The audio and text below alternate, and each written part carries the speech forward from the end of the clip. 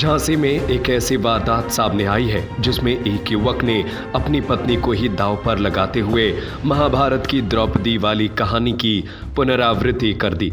शराब और जुए की लत में वो अपनी पत्नी तक को दांव पर लगा बैठा। इस घटना के बाद जब आरोपी ने युवक की पत्नी थाने पहुंच गई और कार्रवाई की मांग की है। इस घटना के बाद जब आरोपी युवक की पत्नी थाने पहुंच गई और कार्रवाई की मांग की है। दरअसल मामला मौरानीपुर कोतवाली क्षेत्र के ग्राम कुआं गांव स्यावनी से जुड़ा है।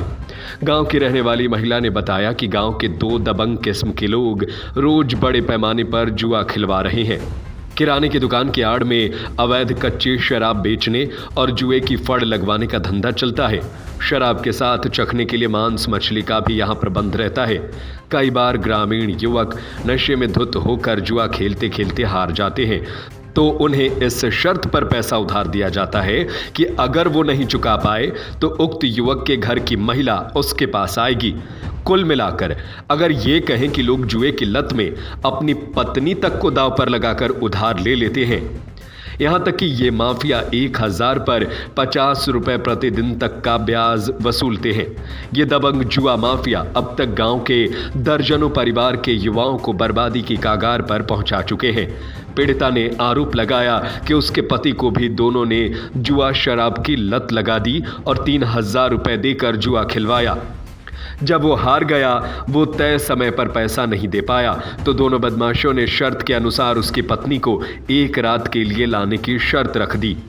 इस बात पर पति ने रजामंदी कर दी और रात को घर में नशे में आकर पति ने अपनी पत्नी से रात भर के लिए साथ चलने को कहा।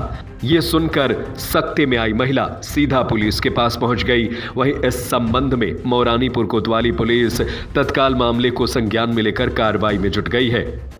ये शिकायत ही है कि मतलब हमारे जो पति हैं जो मतलब दिवाली पे जुआ खेला, इन्होंने जुआ में मतलब पैसे मतलब उन लोगों ने उधार दिए।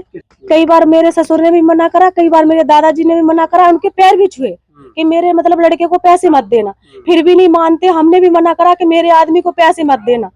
तो मतलब वहाँ बिठा के ताश खिलाते, वहाँ इनने किराने की दुकान खोल रखी, उसके पीछे कच्ची पक्की दारू बेचते हैं और वही मछली चिकन विकन बना के आदमियों को खिलाते। मतलब पति को जो भी जाते हैं उनको वहाँ खिला के पिला के, और जो गोटी राम महाराज है वो छूट डालते हैं। छूट डालने के बाद वो उधार दारू दे के और हमसे पैसे दिलाता है। उधार मतलब उधार पैसे दिला के और उधार पैसे दिला देगा। जब वो पति नहीं दे पाते पैसे तो कहते हैं अपनी औरतों के लेके आओ एक रात के लिए हमारे पास। आपसे कहा है? हाँ, हमसे कहा है, कई बार कहा। हमने कितने बार कर्जा दिया, जितने बार भी कहा उन लोगों ने। ठीक है, में अगर हार गए हो तो पत्नी को लाओ। हाँ, जुए में नहीं, जुआ हार जाते ना तो जैसे पति तो मजदूरी करता, वो तो चुका नहीं पाता क्योंकि पत्नी है, 2 बच्चे हैं, पढ़ाई लिखाई का खर्चा वो कहाँ से देगा।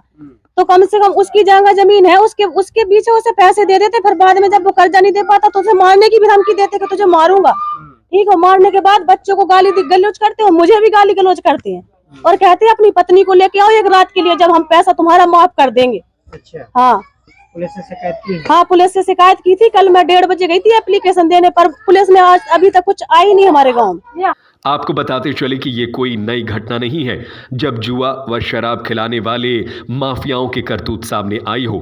बहुत से लोग तो चुपचाप इन दबंगों के सामने नतमस्तक हो जाते हैं। फिलहाल देखने वाली बात होगी कि समाज को कलंकित करने वाले आरोपियों के विरुद्ध क्या कार्रवाई अमल में लाई जाती है। झांसी से रवि परिहार की रिपोर्ट।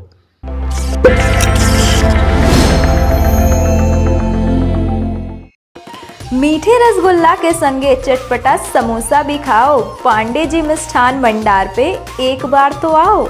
जो एक बार खाए बाको बार बार मन ललचाए। बुंदेलखंड के पांडे जी को रसगुल्ला सबके मन को भाए। पांडे मिष्ठान भंडार, बरुआ सागर बस स्टैंड।